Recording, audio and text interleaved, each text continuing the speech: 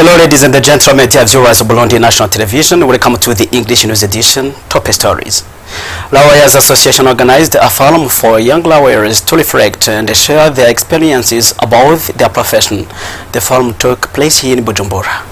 And help age citizens are urged to undergo early screening for hepatitis so that if diagnosed, they can begin treatment before their health deteriorates.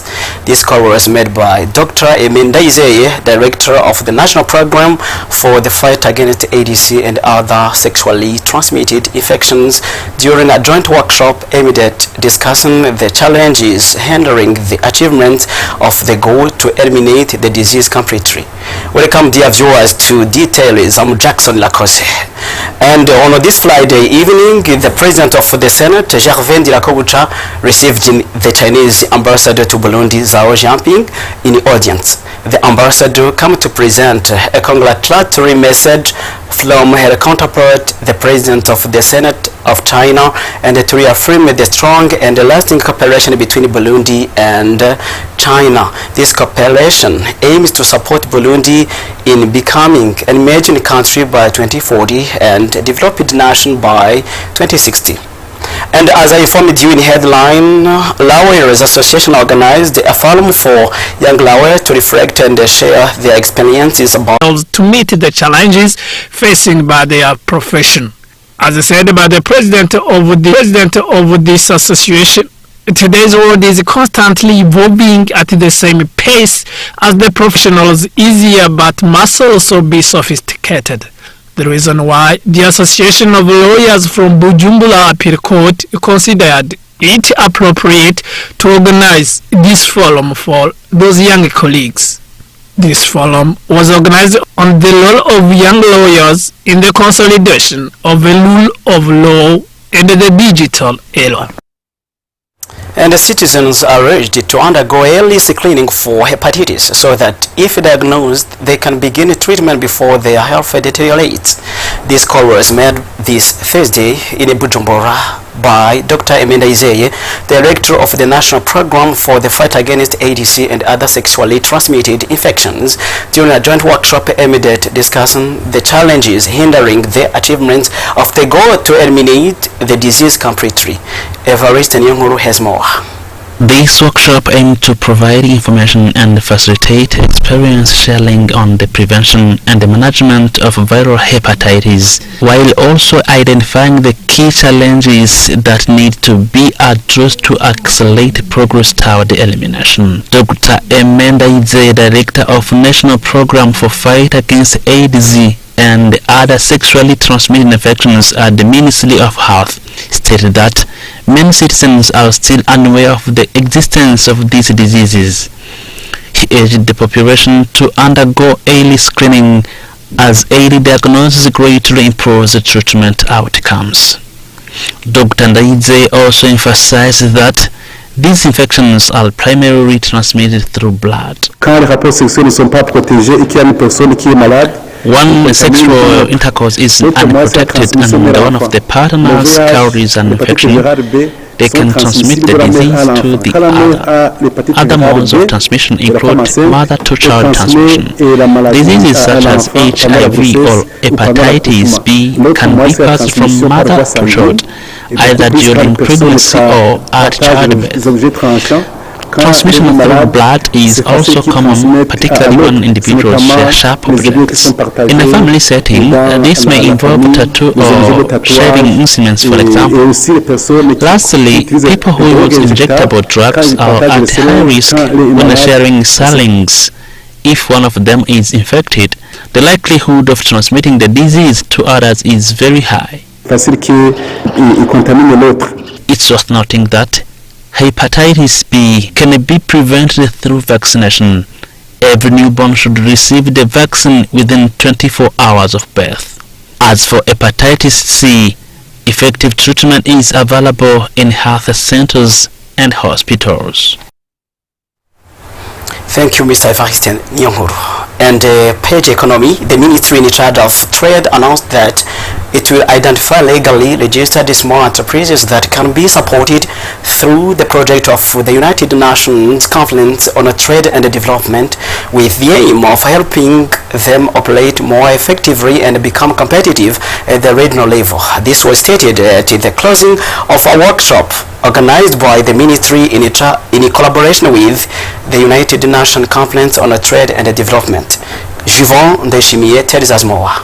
Among the recommendations from this workshop were the establishment of special structure to closely monitor how small and medium enterprises operate, the implementation of laws governing small and medium enterprises in alignment with those of the region, the provision of training on market competition for small and medium enterprises, and ensuring access to information about opportunities, projects and initiatives that support small enterprises.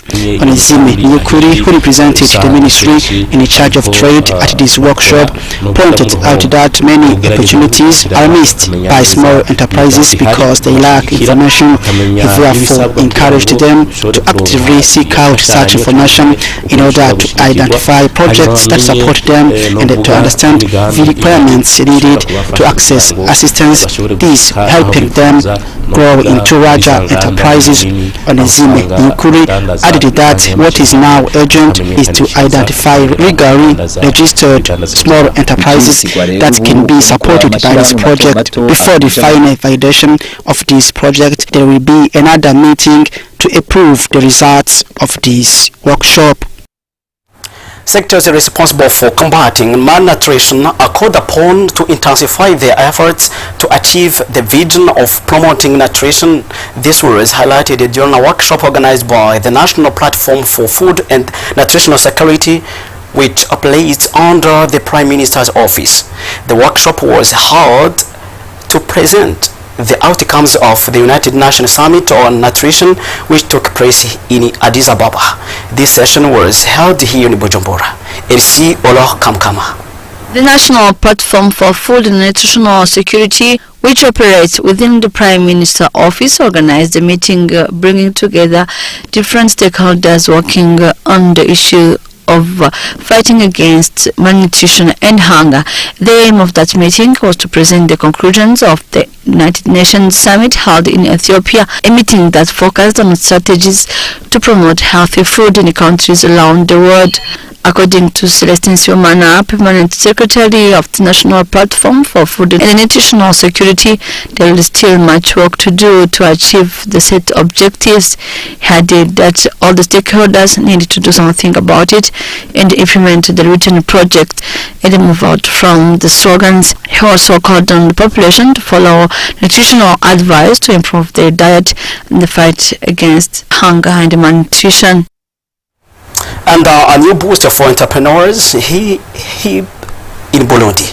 This Thursday, the Binak Business and Entrepreneurs Academy, initiated by the Burundi Business Incubator, opened its doors with the mission of supporting idea carriers and existing businesses. Its founders emphasized that this initiative is part of the vision of an emerging Burundi by 2040 and a developed nation by 2060. Take a listen. BBIN just launched a business and entrepreneurship academy. That training center is set up to serve the needs of entrepreneurs, potential entrepreneurs or existing entrepreneurs, people who need to acquire knowledge necessary to manage their companies, whether it is marketing, finance or human resource, and procurement or governance, that kind of skills that you need to manage your company. Because a company which is not well managed is going to disappear soon or later. That's why in this environment, international environment, regional environment, we have to be able to compete with the other coming companies. So our entrepreneurs need to get the right skills to manage their companies. And BBIN at this particular moment was not able to do that because BBIN is working with the international organizations, financial partners to train some specific groups in specific regions. But now we want to set up this center for purely private companies who need to get those specific skills needed to manage their companies. The Embassy of Uganda in Burundi organized a supporting event this Saturday called Kansalam, aimed at raising awareness among the population about the fight against cancer. On this occasion, the Ugandan ambassador to Burundi urged participants to regularly undergo screening as a way to strengthen cancer prevention. Gojega Togato has more. This sport event aimed at raising awareness about cancer, known as the Cancer Run, was organized in Bujumbura.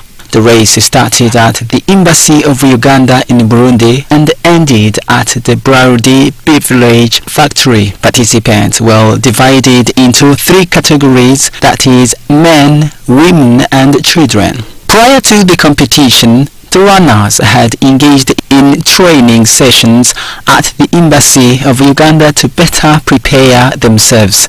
The top 3 in each category were awarded prizes. In his speech, the ambassador of Uganda to Burundi, Mr. Matayo Kyaliogonza, stated that this cancer awareness race is part of joint initiatives between Burundi and Uganda to fight against this disease, which is of great concern to both countries. He emphasized that in both states, healthcare infrastructure remains inadequate, especially specialized centers and trained medical staff for cancer treatment. On this occasion, he urged the population to undergo regular screenings in order to detect the disease at an early stage. The disease in our 2 countries has remained a serious public health concern, and it was made worse by lack of adequate care, infrastructure, shortage of specialized practitioners, low public awareness about cancer symptoms and the risks factors.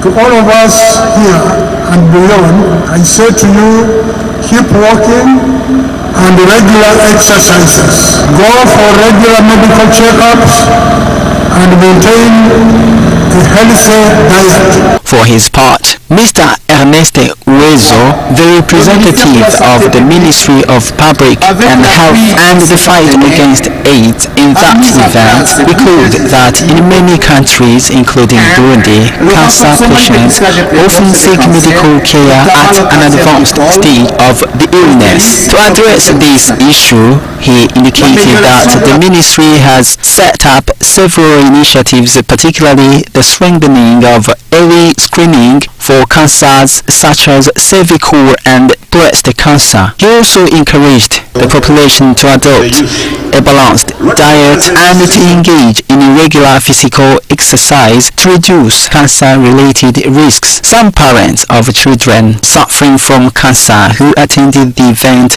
called on the government to strengthen the availability of medicine required for cancer treatment. The activity concluded with the donation of 20,250,000 Burundian francs to Semseka Hospital collected to support the care of cancer patients. Thank you, dear viewers, for your attention. This is the end of our English News edition. Keep watching our program. I must be going.